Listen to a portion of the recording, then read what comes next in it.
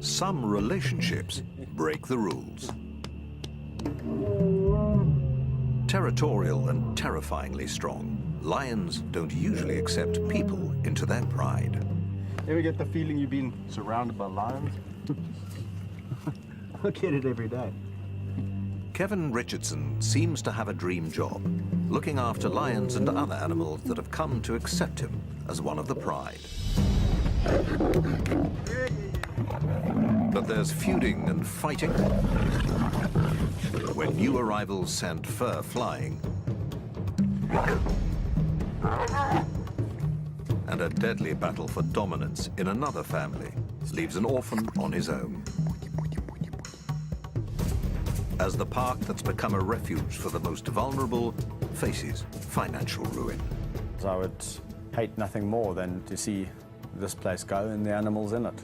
It's my life and soul.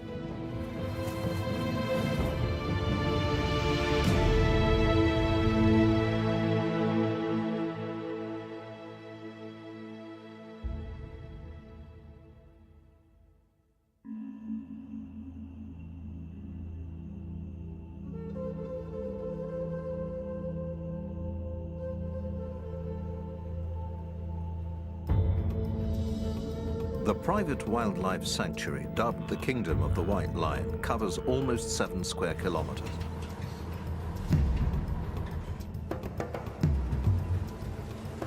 It's home to leopards,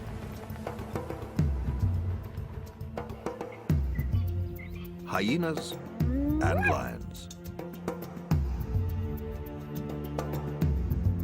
One of the largest and most impressive prides in the park is dubbed the Big Kings.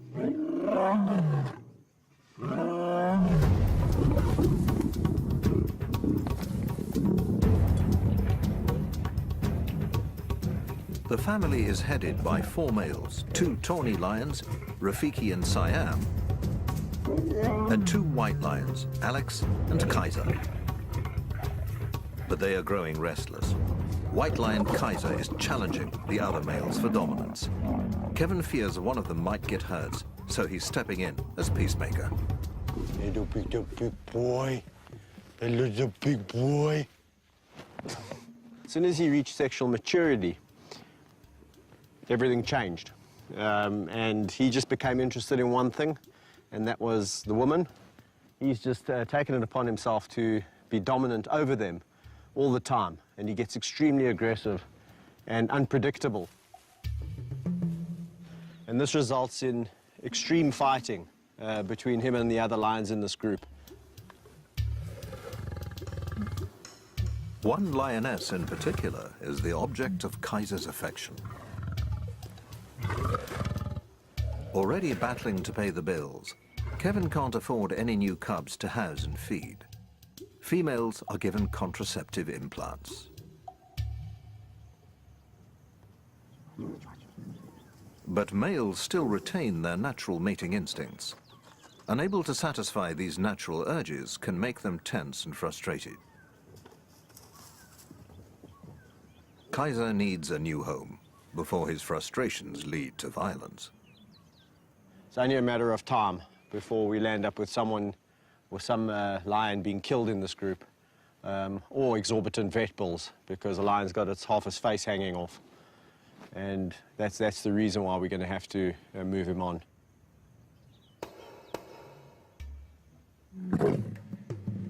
All of Kevin's 38 lions have been bred in captivity. 7 of them are rare white lions, identical to their tawny relatives except for their coloring. But keeping so many big predators is expensive. To run a park of this nature, you are looking in the region of around about $15,000 to $20,000 a month. And that's just maintenance, anti-poaching patrols, staff, keeping the electric fences clean. You got your little magic pliers. You know, feeding the lions, watering the lions, making sure they've got proper veterinary health care. They've been deticked. Vehicles, petrol, fetching food. It's a big job. People don't realize what a mammoth job it is, taking on looking after a lot of lions, you know, not just one lion, it's, you know, a lot of mouths to feed. Kevin helped to set up the park as a giant film set for a movie about a white lion. It was his job to look after all the animals on set.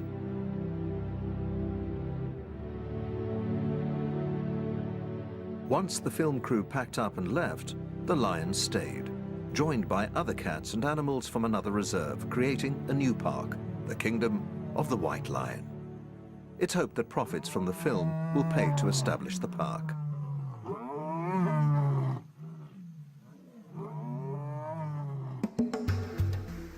Managing the reserve is a full-time job that includes caring for animals from the time they're born. There's a nursery for cubs, like these young lions, the last to arrive before all of the lionesses in the park were implanted with contraceptives. No, your tongue is rough. So this area over here is known as the nursery area, where all the orphaned or abandoned youngsters come. And in this particular case, we have two lions that are not related, Mfumo and Vayetsi, about 10 months of age. And these little hyenas were also abandoned. So they all land up here in the nursery area where they can get the care and the love and the attention that they need. The two lion cubs are growing up fast. They'll need more space and the chance to mix with adults to develop social skills needed to thrive in a pride. Incorporating the youngsters into a pride will be difficult. Newcomers are often rejected or attacked. Their easy life in the nursery is about to come to an abrupt end.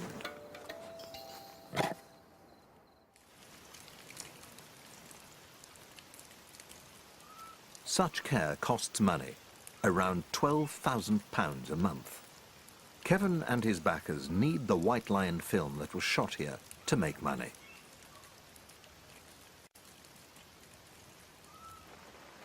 Profits are desperately needed to pay for running costs and the transformation of the reserve into a zoo for paying visitors. If the cash they need doesn't start to flow in, the park and its inhabitants face an uncertain future.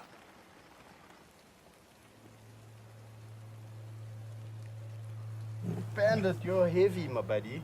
If the film, you know, for whatever reason now doesn't get out there, the consequences are that the park might have to shut down and we might be having to find homes for 37 lions, 20-odd hyena and the rest of the, you know, the animals that live here.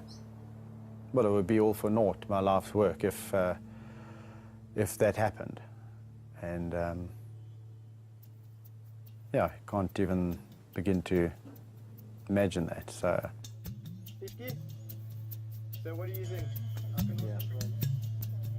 Having started a family of their own, Kevin and his wife Mandy have gambled everything on the success of the White Lion project. They hope baby Tyler will one day inherit a thriving business built on conservation. Behind the scenes, obviously running a park of this magnitude, and it's a constant worry for us because if we don't find the income and keep things going, then what happens to the animals, which is obviously, Kevin, my #1 priority. On top of financial worries, managing big cats in confined spaces is a full-time job. In the wild, there's plenty of space to roam, but in an enclosure, family feuds can erupt into deadly fights. That ear's ringing. In one pride, 3 young lions are approaching the age when, in the wild, they would leave to form a pride of their own. They're starting to clash with their father. They'll have to be moved before one of them is seriously hurt. Kevin decides to relocate them to a new enclosure, together with 3 other young lions.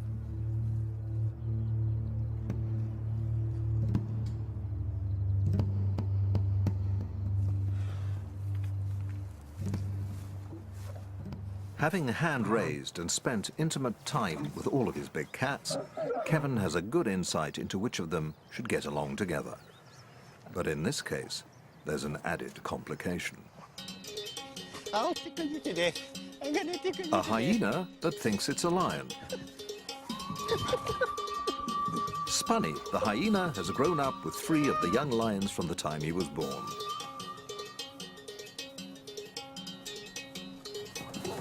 Lions and hyenas are usually considered to be arch rivals that will attack each other at any opportunity. But Spunny has developed feline behaviors that would make him an outsider among other hyenas. He'll stay in the pride where he's long been accepted as an honorary lion.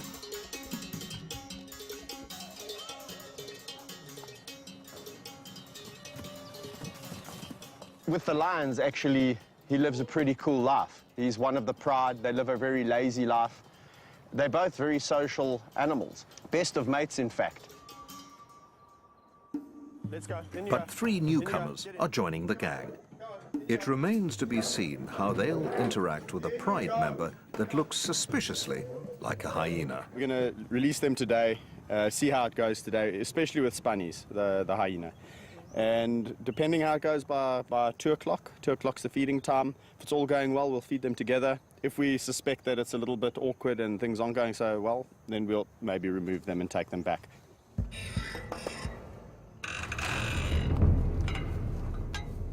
Experienced keeper Rodney Nombakana is the only other person allowed to handle animals in the reserve. Young lions are notoriously unpredictable. As the 2 groups meet and establish a hierarchy, nervous tension can easily turn to aggression. When they fight like that, and I mean, it makes a lot of noise, and to a human being it seems very scary. But to lions with their thick skin and all of that, just a wah, wah, wah, wah, wah, they immediately are showing who's more dominant than the next. One group lays low, while the other 3 lions and Spunny the hyena look to Kevin for reassurance. So at the moment, we're in a bit of a apartheid situation, where we've got this group, including Spunnies. Spunnies is on the periphery, and myself, and the 3 newcomers, and it's segregation. But it's gone really well. I'm really happy about it. There's been a little bit of nose touching and that kind of interaction. No aggression from either side. The 2 groups soon integrate and start to make friends. That's fantastic. Even Spunny finds his place in the new pride. Hyena wins. But the real test is still to come.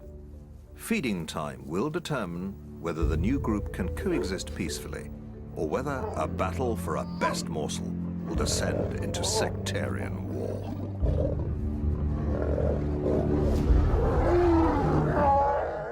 Rivalries between male lions over pack dominance rage across the plains. But only one can be crowned the king. Lion Ganglands, tonight at 8 on Nat Geo Wild.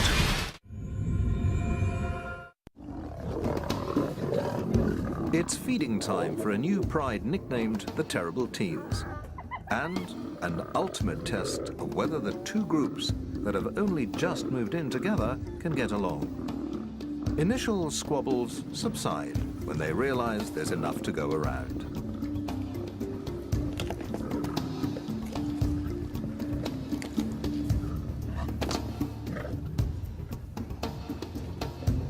Bizarrely, the new pride includes Spunny the hyena, raised with lions since birth. He thinks he's one of them and has been accepted as such. Lions, like people, have individual personalities that can clash when different groups are brought together. The Terrible Teens seem to be getting along just fine. But elsewhere in the kingdom of the White Lion Reserve, another big cat is lonely and left out. Thor was a star of a film shot in the park. The film that manager Kevin Richardson hopes will help pay for a plan to turn the reserve into a visitor attraction. Income is desperately needed to pay for the care of animals like Thor. Lions are social animals, and Thor has been on his own for far too long. But there's a shortage of suitable companions. Thor's about 7 years old now, and he's way past the age of forming new bonds with other male lions. Come. So it's not an option, you know, to put a male lion with Thor. The only option really is females. It's just a really difficult situation at the moment because the nature of the kingdom is that we've actually got far too many males compared to females. And the females that would go with Thor would have to be on the pill. And we don't really want to just acquire 2 female lions to put with Thor. Long walks provide much-needed companionship. But despite Kevin's best efforts, he is increasingly concerned that Thor is lonely. When the days go by and I've had a busy week, the only lion that really is in the back of my mind is old Thor, because I know he definitely needs some love and attention.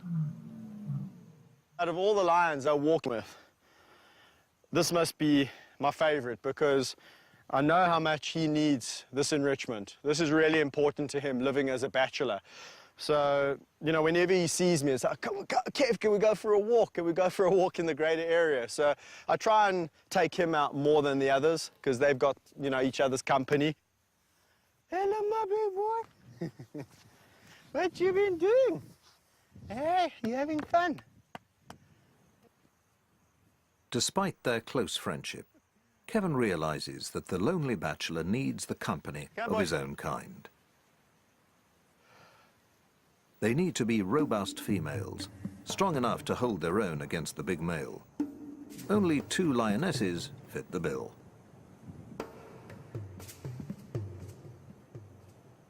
But they're already part of a stable pride, and there's no guarantee they'll get along with the temperamental Thor.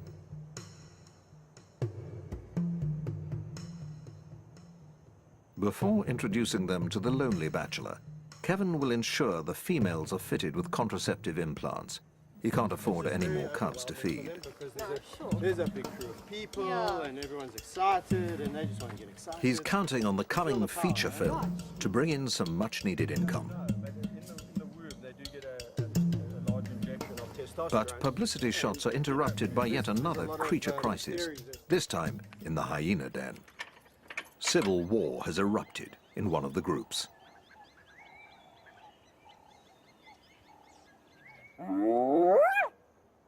Hyenas live in matriarchal clans, ruled by females.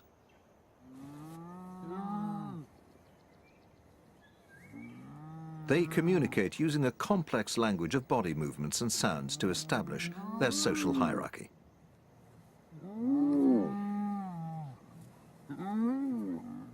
Males are lowest in the social rank.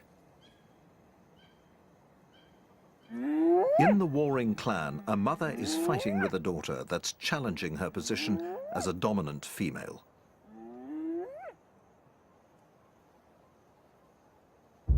Hey, what's up with you guys? Eh? Hey, Shans? Kevin can tell that something's up in the hyena den. Hello, guys. What's the matter? Hey, what's the matter? You all acting nervous, eh? He's in for a big surprise. Woody? Hey, what's going on with you?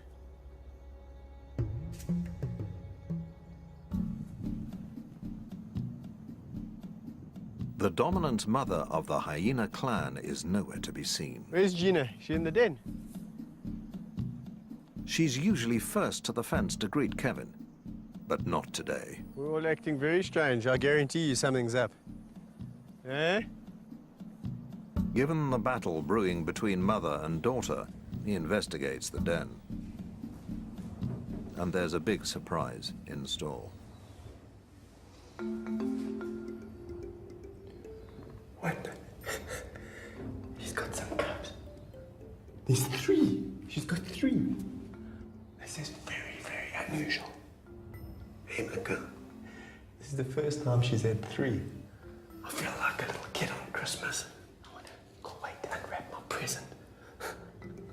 This is amazing because she's actually very calm. Gina's a very protective mother. In fact, ferociously so. You can imagine she will protect these cubs at all costs. Newborn hyena cubs are vulnerable to a deadly threat within their own clan. Babies are often cannibalized by rival adults and even their own siblings. Kevin will need to keep a close eye on them.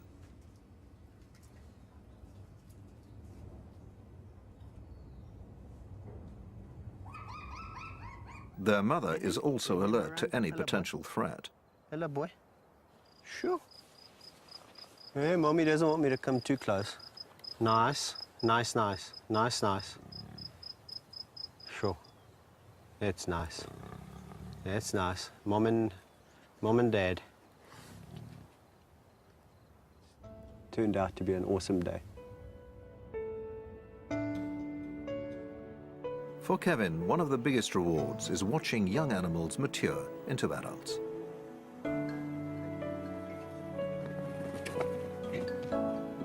And those closest to his heart are two lionesses he rescued as cubs.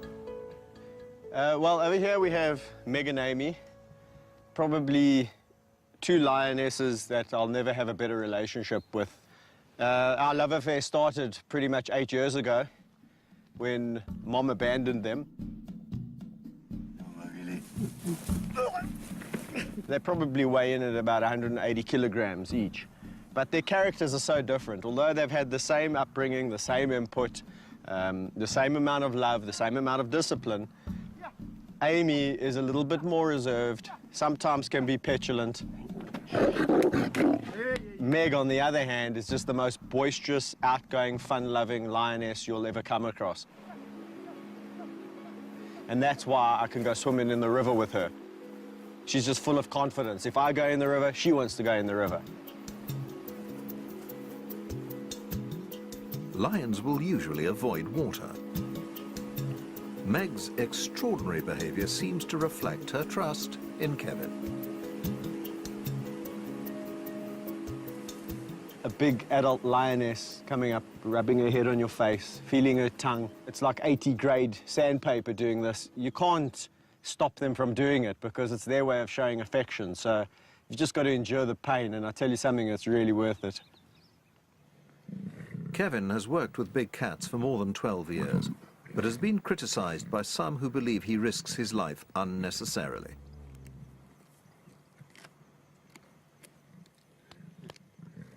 Yeah, I get criticized all the time for the way I interact with the lions. You know, a lot of people say, do you really need to interact with them that intensely? And, you know, it's the only way I really know. But Kevin believes his intimate approach to big cats, from the time they're cubs, is key to his success. He claims he can read their moods and personalities, what they like and dislike. He won't interact with any lions he doesn't know.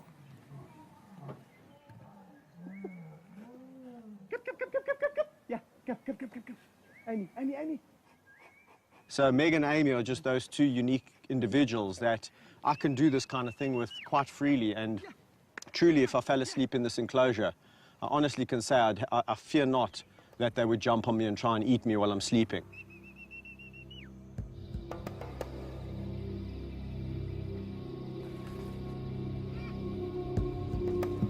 It's something he wouldn't dare to attempt with wild lions, assuming he could find any in the first place. Wild populations have declined by 80% in less than 30 years. It's estimated that there are only 25,000 left. White lions are the rarest of all and can only be found in a small region of South Africa. Kevin has been invited to discover why there are so few white lions left in the wild.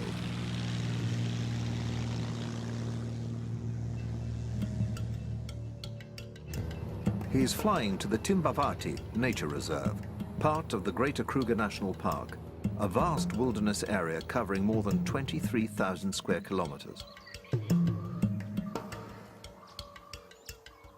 Only 11 white lion births have been recorded in the last 5 years, and of those, only 3 are thought to have survived.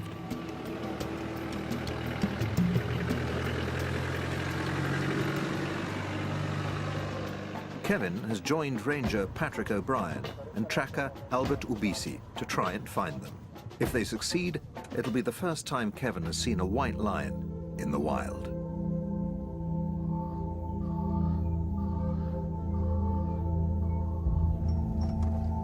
So, yeah, we're not far now.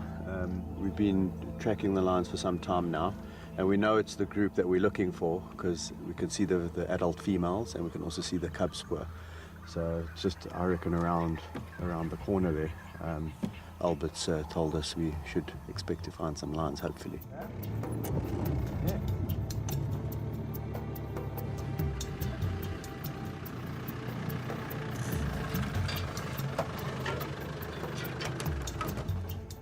Sure enough, Kevin is rewarded with his first sighting of the rarest lions in the world.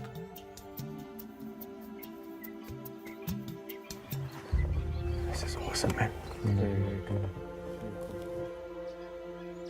White lions display a rare recessive gene that inhibits the production of color in their fur. But they are not albinos. Their paw pads and lips are pigmented, and often their eyes are bluish instead of the usual golden brown.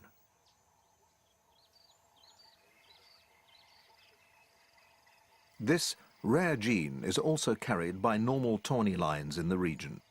But all lions must fight to stay alive in the wild, and the odds of survival are slim. Only around 1 in 5 survive to the age of 2. One of the greatest threats comes from dominant males that try to kill any rival's offspring. But I mean, that just goes to highlight how difficult it is for the white to survive. I mean, we know mortality in lions is high. That's correct, yeah. But I mean, the fact that these lions have made it to 14 months, that's a really, it's really done very well, good yeah. sign.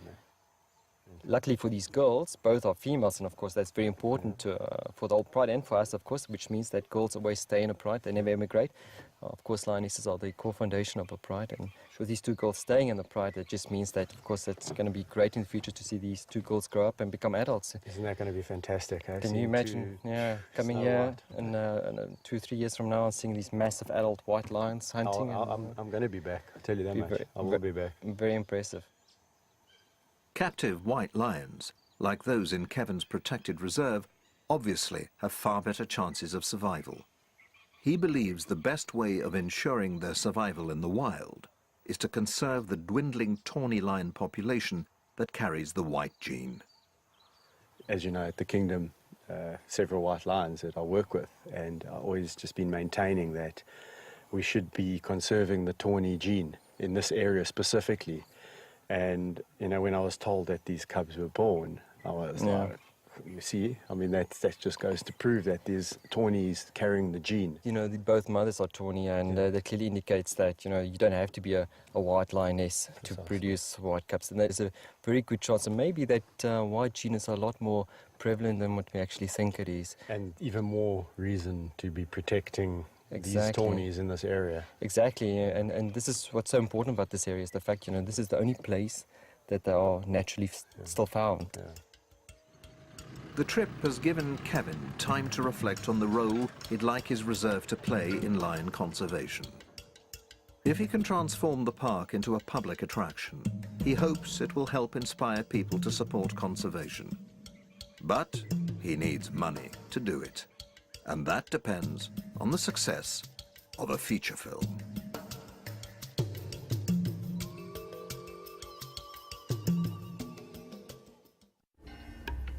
The future of the majestic animals in the kingdom of the White Lion Reserve depends on the success of a feature film starring its feline residents. Manager Kevin Richardson thinks nothing of play fighting with a quarter-ton lion. But public speaking is another matter, and he has to face the cameras to promote the film that's vital to the future of his beloved animals. Well, it's tricky because when you're working with animals that can eat you, you've got to be... 4 years in the making, it's hoped the film will make a profit that can be used to transform the park into an attraction for paying visitors. I'm not joking. I mean, the film took 4 years to make. And believe you me, when a lion doesn't want to do something, he doesn't. And you better listen to him. You better listen to him.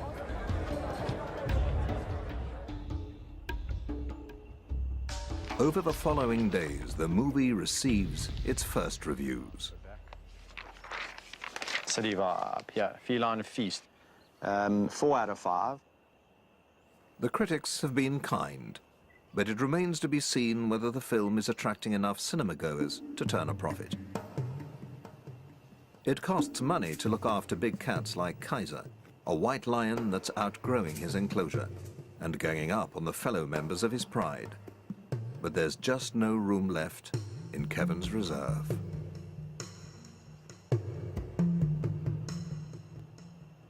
A lion like Kaiser, obviously, we'd like to find him a really good home. So you've got to go into, the details of who's this person, how long have they been involved with lions, do they have the right documentation, what's the facility like, what's his enclosure going to be like, because he's really been used to a great life. It could take months to find Kaiser a good home. Unscrupulous overbreeding of lions in South African parks and zoos means there are already too many big cats looking for homes. Some end up in so-called canned hunts, in which they are released to be pursued and shot by trophy hunters. Kevin simply won't allow that to happen to one of his cats.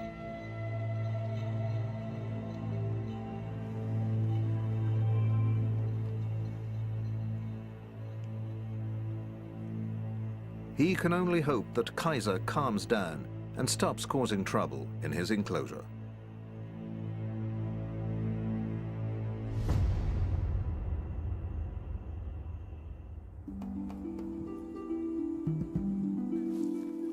In the nursery, two cubs that have grown up together are fast approaching adolescence. They'll have to be introduced into an adult pride to gain the confidence and social skills they'll need to thrive.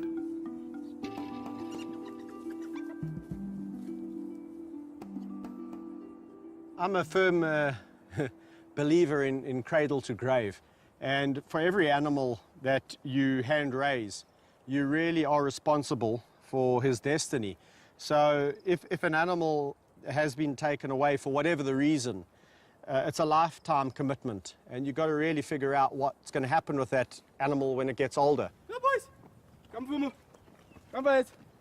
The cubs have a big week ahead of them. Let's go. Come. Come. Let's go. Come. Good boys. The plan is to gradually introduce the cubs to the adult members of their new pride, the so-called terrible teens. If the cubs were suddenly dumped into the deep end, fighting and serious injuries could result as the adults follow natural instincts. To show the cubs who's boss.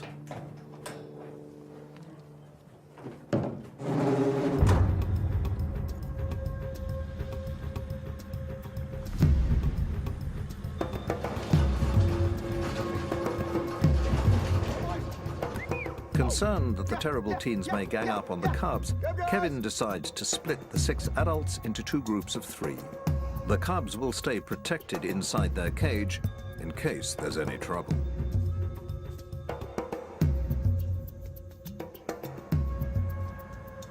I'm a little bit apprehensive because these 3 are notoriously aggressive, especially when it comes to lions, other lions that they don't know. But they speak a different language to us, so maybe they'll know something that we don't. Maybe Mafuma and Vayetsi, being smaller and younger, will just submit. If that happens, it's fantastic. If it doesn't, we'll have to conjure up another plan. Hello, boys! Oh! Hello, boys! Oh, look. Go look. Nicely. Who's that? Look, they've been so nice and friendly. Despite Kevin's initial anxiety, the mood seems relatively relaxed. This is much, much better than I expected. This is phenomenal. There was like almost some form of, acknowledgement that we know we are a little bit weaker than you guys, you 3, we 2, we younger. So it was really, really good. Some new friends. Oh, it is so tempting to release Mafuma and Vayetsi with this group because it's gone so well. But in all the years of experience, I've realized one thing: overconfidence is a bad thing.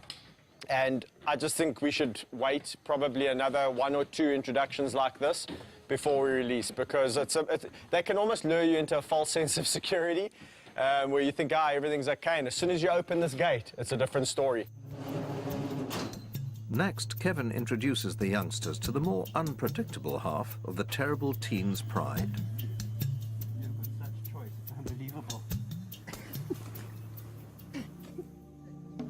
Bandit. They're the oldest and most unruly trio of the group. Quickly surrounding the van, they seem to sense the new arrivals inside. Once again, the cubs are kept in the cage for their own safety. It's not the terrible teens, but one of the cubs that gets aggressive, albeit from behind the safety of a cage. Come on, be nice. Be nice. Vayetzi, why you being a naughty boy? Don't be a naughty boy. Oh, whoa, whoa, whoa, whoa. Eh? That was really incredible interaction. It went exactly opposite to how I thought. I thought the youngsters would be a lot more submissive and roll on their backs, and that these guys would show some aggression and show some authority. It was exactly the opposite. The youngsters came at them full of aggression, and these guys were completely passive. How are you doing in and amongst all of this?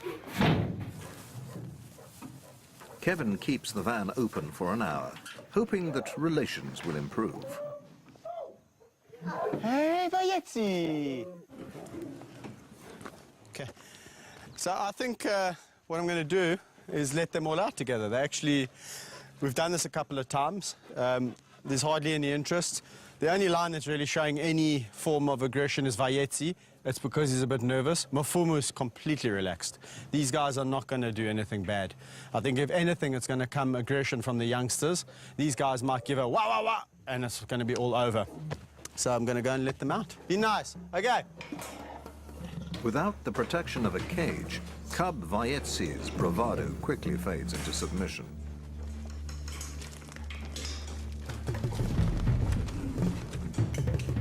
The terrible teens immediately gang up on the youngster, and Kevin has no choice but to break up the fight with pepper spray. Stop, stop, stop, stop, stop, stop.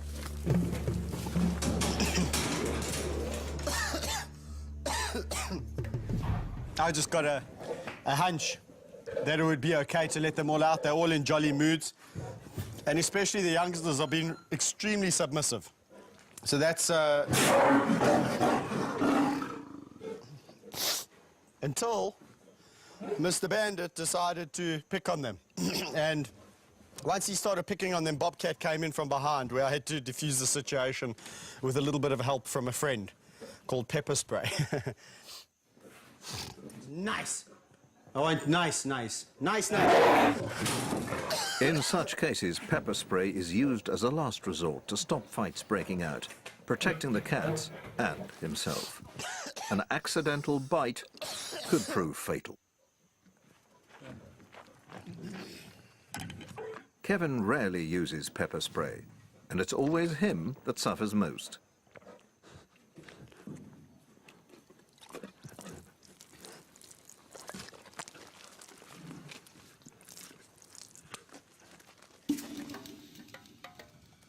The terrible teens have lived up to their reputation. Introducing them to the cubs hasn't worked as well as he'd hoped.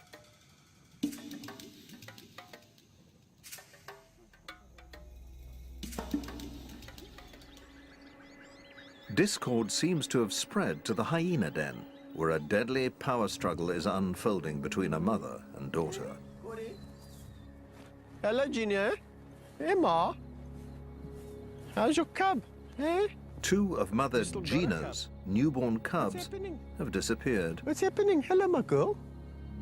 But the matriarch is out of the den and appears restless. Why are you out the den? You should be with your baby. He investigates the underground den. There's 3. Hey, my girl. Hello, Gina. There's 3 hyenas. Hold on, I'm a bit confused here. You're not going to believe this, Oslo. That must be her cubs. I didn't even know she was pregnant. Hey, hello, my girl. Hello, Gina. Hello. The matriarch's remaining cub is still alive, but her daughter Oslo has also taken up residence in the den and given birth to 2 more new cubs. Kevin believes the daughter may have killed and eaten her mother's cubs in a battle for dominance. Yet the two seem to be coexisting peacefully enough. Kevin hopes it's the end of bloodshed in the clan. But the civil war is about to escalate. What's going on in here, guys? Eh? A mother and daughter are killing each other's cubs in a savage battle to dominate the hyena clan. My goodness, what's going on here? Eh? A total of 4 cubs have disappeared. Matriarch Gina is avoiding the den. It's a bad sign. She seems a little bit calm and friendly, and that's a bit worrying, because if she had a cub, she would be a lot more cautious and protective. The hyenas are behaving strangely. The daughter and another male are raising their tails, a clear sign of aggression.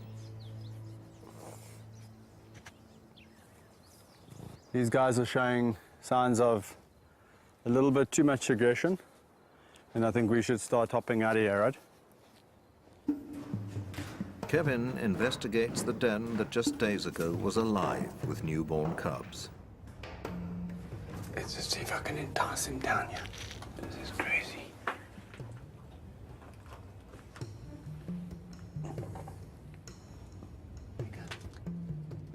It seems that only 1 cub has survived the bloody family feud. If he leaves it be, chances are it too will be killed and eaten. There's definitely been some chaos on outside. I've looked everywhere, and I can't find the other 2 siblings.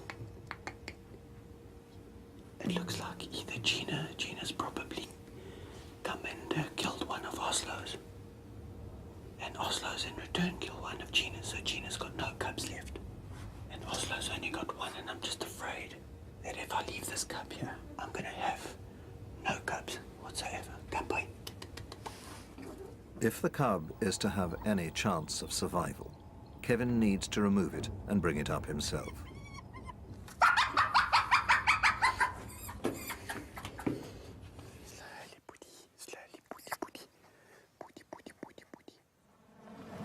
Hand-raising the hyena cub is another full-time job with another costly mouth to feed.